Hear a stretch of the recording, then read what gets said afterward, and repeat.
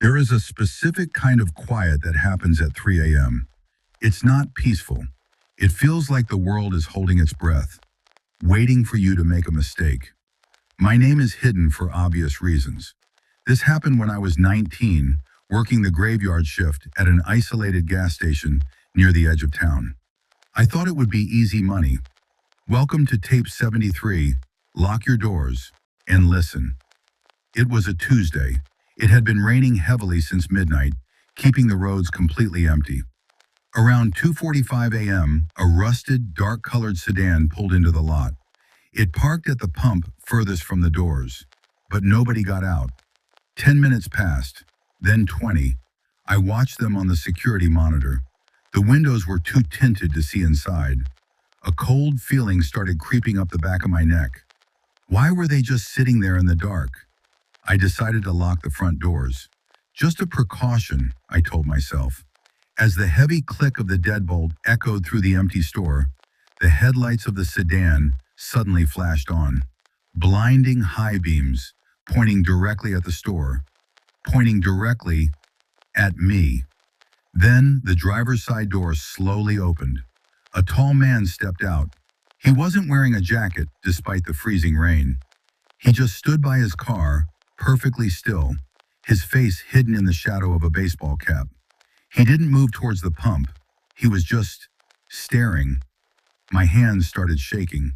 I reached under the counter for my phone to call the police, but when I looked back at the monitor, he was gone. The car was still there, doors open, but the man had vanished into the rain. I held my breath. The only sound was the rain hitting the roof. And then I heard it. A soft, wet tapping sound. It wasn't coming from the front doors. It was coming from the narrow hallway leading to the back exit. I slowly turned my head toward the dark corridor.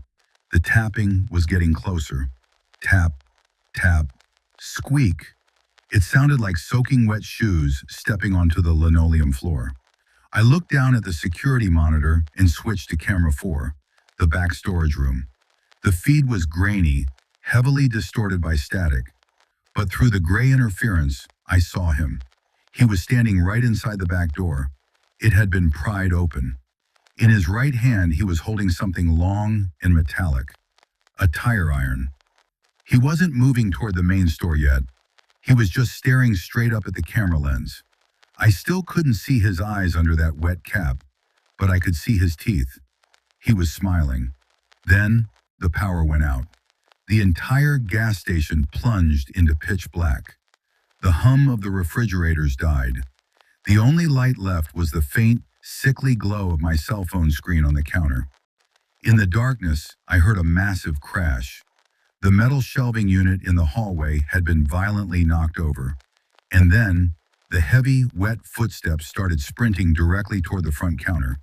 I didn't think. I vaulted over the register, grabbed the heavy fire extinguisher mounted on the wall, and smashed it through the glass of the front door.